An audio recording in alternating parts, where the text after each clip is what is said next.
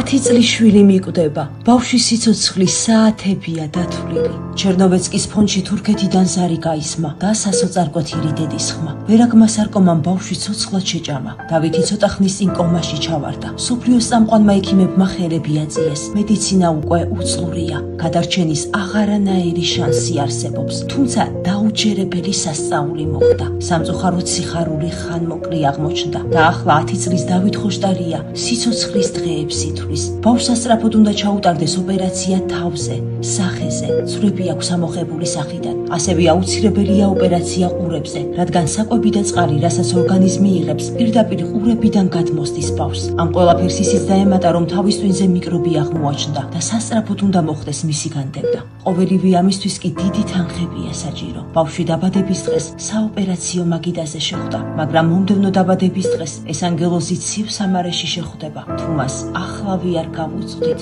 დახმარების ხელს.